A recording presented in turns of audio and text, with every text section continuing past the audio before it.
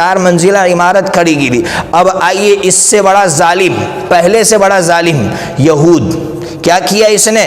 جب اس نے دیکھا کہ عورت کو تو عزت مل گئی، عورت کو تو بہت بڑا رسپیکٹ مل گیا سوسائٹی کی طرف سے، جس عورت کو ہم نے ٹیشو پیپر کی طرح یوز کیا تھا اس کو تو ایک مقام مل گیا، ایک اسٹیٹس مل گیا۔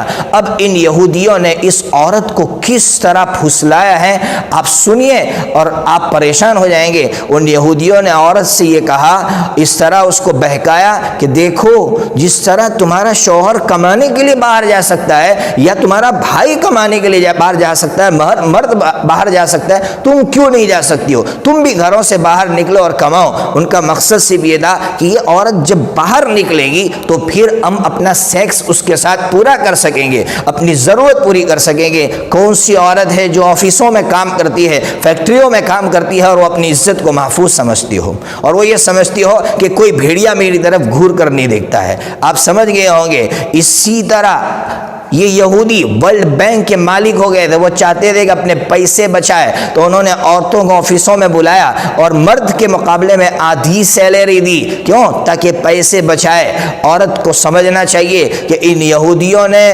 تمہارے ساتھ کس طرح کھیل کھیلا ہے، تو پیسے بچانے کے لیے تمہارا استعمال کیا ہے، اپنا سیکس پورا کرنے کے لیے عورتوں کا استعمال کیا ہے۔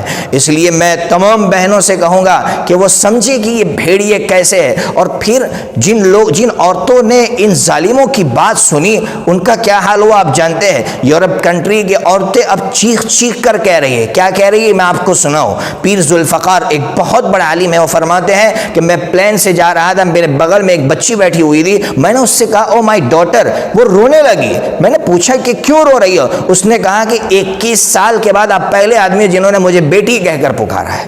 آج یورپ کنٹری کی ایک ایک عورت یہ کہہ رہی ہے کہ ہم گھر جانا چاہتے ہیں، ہم چاہتے ہیں کہ ہمیں پیار کرنے والا شوہر ملے، ہم چاہتے ہیں کہ ہمیں بیٹی کہنے والا باپ ملے، ہم چاہتے ہیں کہ ہماری عزت کرنے والا بھائی ملے، ہم چاہتے ہیں کہ ہمارا سہارا ہمارا بیٹا ملے، لیکن سارے رشتے ختم ہو چکے ہیں، فیملی سسٹم تباہ ہو چکا ہے۔ یہ تباہ کرنے والے یہی ظالم تھے۔ آج ہماری ماں بہنیں ان کی باتوں میں آ کر یہ کہہ رہی ہے کہ ہمیں آزادی چاہیے۔ کون سی آزادی چاہیے؟ یہ آزادی چاہیے؟ اگر یہ آزادی چاہیے تو جاؤ ان کے نقش قدم پر چلو، تو پھر تمہیں بیٹی کہنے والا کوئی باپ نہیں ملے گا۔ اس لیے میں آخر میں تمام بہنوں سے کہوں گا کہ حضرت نبی پاک صلی اللہ تعالیٰ علیہ وسلم نے اور اسلام نے جو ہم عورتوں کی ذات پر احسان کیا ہے، اس کا تقاضا یہ تھا کہ وہ اسلام کو سینے سے لگاتی اور فخر کر کے کہتی کہ ہم مسلمان ہیں اور اسلام ہی نے ہمیں عزت دی ہے۔ اللہ تبارک و تعالیٰ ایک ایک عورت کی عزت کی حفاظت فرمائے اور ایسے ظالموں سے ان کی حفاظت فرمائے۔ السلام علیکم ورحمۃ اللہ وبرکاتہ۔